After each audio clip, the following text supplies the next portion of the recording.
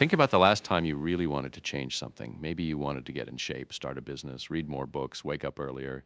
You felt it, that rush, that moment of clarity where everything just made sense. You had a plan, you had energy, you were ready, and then a few days passed, maybe a week, and slowly, without really deciding to stop, you just drifted. Sound familiar? Here's something interesting. This isn't a motivation problem. It isn't a discipline problem either. Not exactly. It's a gap problem. There's a gap between the person you want to be and the person you actually show up as day after day. And some people, a surprisingly small number of people, have learned how to close that gap consistently, quietly, without needing to hype themselves up every single morning. The question is, what do they know that most people don't? That's what this video is about. Let's start with motivation, because almost everything we've been told about it is wrong. We've been sold this idea that the key to success is finding your why, that if you just want something badly enough, you'll figure out how to get it, that the right playlist, the right quote on your wall, the right morning podcast will unlock something inside you. And look, I'm not saying motivation is useless. It's actually incredible when you're motivated. You feel unstoppable. You don't even need to try. The work just happens. But here's the thing about motivation. It's temporary by design. Imagine you're filling a bathtub. Motivation is like turning on the hot water. At first, the tub fills up fast. It's warm. It feels amazing. But if you don't plug the drain, all that water just runs out. And no matter how many times you turn the tap back on, the tub never stays full. Discipline is the plug. Research in behavioral psychology consistently shows that people who rely on motivation alone tend to perform inconsistently. They have incredible weeks followed by total collapse. They start strong in January and quit by February. They're all or nothing, and that pattern slowly erodes their confidence over time. There's actually a name for this cycle. Psychologists sometimes call it false hope syndrome, where the excitement of starting something creates a false sense of progress, which makes the actual difficulty of follow through feel even more surprising when it hits. You've probably felt this. The first day of a new habit always feels the best. You're pumped, you're committed, you can already see the future version of yourself, and then day 3 arrives and nothing feels exciting anymore. And you wonder if maybe this just isn't for you, but it's not that it's not for you. It's that you were relying on a feeling that was never built to last. So if motivation is the wave, what keeps people moving even when the water is flat? Here's where most people get it wrong about discipline. They think discipline means forcing yourself to do things you hate. They picture someone waking up at 4 a.m. in the cold, grinding through workouts they despise, eating food that tastes like cardboard, white-knuckling their way through every day. That's not discipline. That's just suffering with a productivity label on it. Real discipline is something quieter. It's the art of making your future behavior less dependent on how you feel in the moment. Think about brushing your teeth. You don't decide every morning whether you're in the mood to brush your teeth. You just do it. There's no negotiation, no motivation required. It's completely automatic. That level of automaticity, that's the goal. Researchers at University College London found that forming a habit takes anywhere from 18 to 254 days, with an average of around 66 days. And the key insight from that study wasn't about willpower. It was about repetition in consistent contexts, meaning the same behavior in the same environment at roughly the same time. Context is everything. Here's a thought experiment. Imagine two people who both decide to start running. Person A waits until they feel motivated, puts on their shoes when the mood strikes, and goes for a run whenever it feels right. Person B lays their shoes out the night before, runs every morning at 7 a.m. right after coffee, and takes the same route every time. 3 months later, who's still running? Almost certainly person B. Not because they have more willpower, not because they want it more, but because they've made the decision in advance, removed the need to redecide every morning, and built the behavior into their environment. Discipline at its core is decision architecture. It's designing your life so that the right choices require the least effort. And here's the part that most people don't talk about. The more you do this, the less it feels like discipline. Eventually, it just feels like who you are. Let's talk about what actually separates people who consistently win from people who constantly restart. It's not talent. It's not willpower. It's not even work ethic in the traditional sense. It's systems. James Clear, who spent years studying the science of habit formation, describes this idea beautifully. He says, "You do not rise to the level of your goals, you fall to the level of your systems." Read that again slowly, because it changes everything. Goals are important, goals give you direction, but goals are just destinations on a map. A system is the vehicle, and if your vehicle breaks down every few weeks, it doesn't matter how clear your destination is, you're not getting there. So what does a system actually look like in real life? Let's use a concrete example. Say your goal is to write a book. Most people approach this by trying to find time to write. They wait for an open afternoon, they wait until the kids are asleep, they wait until they're in the right headspace. And because the right conditions almost never perfectly align, the book never gets written. A person with a system does something different. They block one specific hour every single day, maybe 6 a.m. before anyone else wakes up. and they treat it like a meeting they cannot skip. They have a dedicated notebook or document. They start each session by reading the last paragraph they wrote, which gets them back into the flow instantly. They track their word count. Not to measure success, but just to create a visual streak that makes them not want to break the chain. Same goal, completely different architecture. Systems work because they take the decision out of the moment. When you've already decided what you're doing, when you're doing it and how you're starting, there's very little room for your tired, distracted, unmotivated self to negotiate. This is also why high performers across almost every field, athletes, executives, artists, scientists, tend to be obsessive about their routines. It's not superstition, it's cognitive load management. Every decision you remove from your day is energy saved for the things that actually matter. Barack Obama famously wore the same style of suit every day, not because he lacked fashion sense, because he had decided that choosing what to wear was a decision not worth making.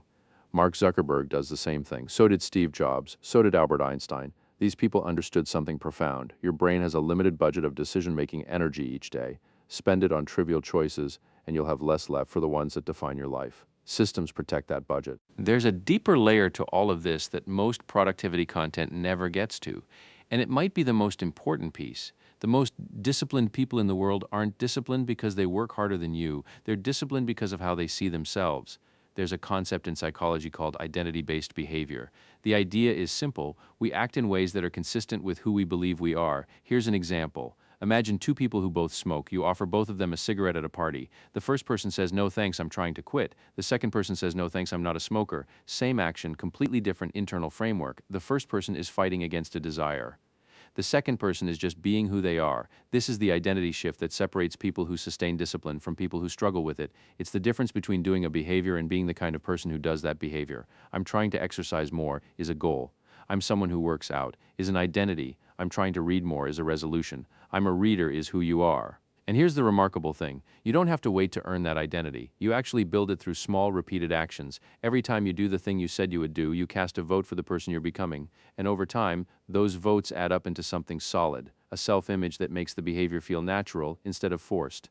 This is why discipline compounds in a way that motivation never can. Motivation gets you to the gym on day 1, identity gets you back on day 300. So the question isn't, how do I stay motivated? The better question is, what kind of person am I becoming? And the even better question, what would that person do today? Let's zoom out and look at what the discipline gap actually looks like in real life, not in extreme cases, but in the ordinary everyday kind of gap that most people live with without ever naming it. Picture two people, both 25 years old, both smart, both with roughly the same starting point. Let's call them Alex and Jordan. Alex moves through life reactively. When Alex feels motivated, things happen. When motivation fades, which it always does, things stop. Alex has started journaling 4 times, joined a gym twice, started 3 different online courses, began 2 side projects. Each time the beginning was electric, each time the middle was when things fell apart. Alex isn't lazy, Alex isn't weak. Alex just hasn't been taught the right operating system. Jordan does something different. Jordan doesn't rely on feeling ready. Jordan has a morning routine that's been running for 2 years, 20 minutes of movement, 10 minutes of reading, 15 minutes of focused work before anything else starts. Jordan doesn't always enjoy it. Some mornings it's the last thing Jordan wants to do, but Jordan does it anyway, not out of punishment, but out of identity. This is what Jordan does. This is who Jordan is. Here's what 5 years looks like for each of them. Alex has lots of stories that start strong and don't end. A collection of half-read books, unused memberships, abandoned projects. Not for lack of intelligence or desire, but for lack of a system that works when the feeling doesn't. Jordan has a body of work, a skill set that's been quietly compounding, a financial cushion built from small, consistent decisions, a sense of calm self-assurance that comes not from success exactly, but from trusting themselves to follow through. The gap between them isn't talent, it isn't luck, it isn't even time. It's the daily decision to close the space between intention and action, not when it's exciting, but especially when it isn't.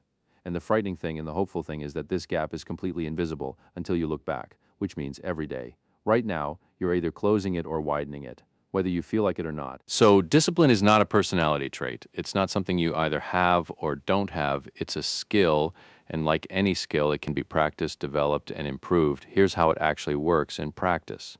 The biggest mistake people make when trying to build discipline is going too big too fast.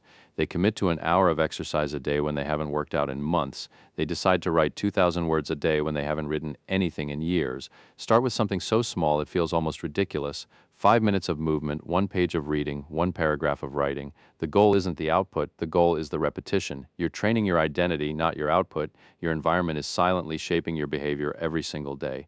Work with it, not against it. Want to read more? Put a book on your pillow? Want to work out? Sleep in your gym clothes? Want to eat better? Put fruit on the counter and hide the junk food. Want to stop scrolling at night? Charge your phone in another room.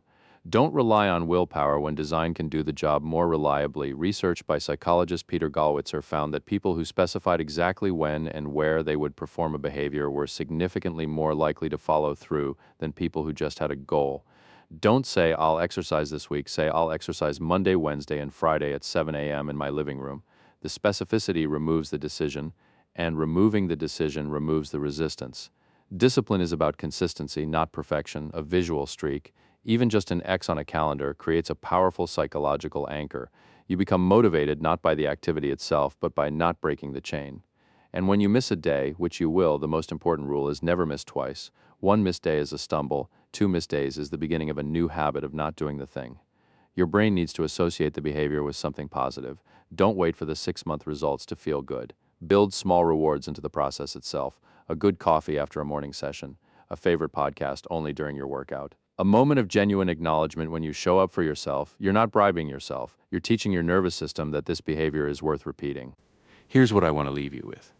Most people spend their lives waiting to feel ready, waiting to feel motivated, waiting for the stars to align, for the right circumstances, for the version of themselves that finally has it all together. But the people who consistently win, who consistently grow, create, improve, and build, they know something that takes most of us years to figure out. They know that the feeling of readiness is not the beginning, it's the reward.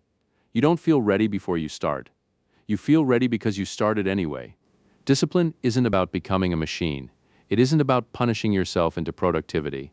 It's about learning to trust yourself, to make a small promise and keep it, then make another one and keep that, and slowly, over weeks, over months, over years, to become the kind of person who doesn't need to be motivated because they've already decided. The discipline gap is real. It exists between you and the life you've imagined, between the work you want to do and the work you've been postponing. But here's the hopeful part. The gap only closes one day at a time, not in huge dramatic leaps, not in perfect inspired months, just in quiet, ordinary days where you chose to show up when a part of you wanted to disappear.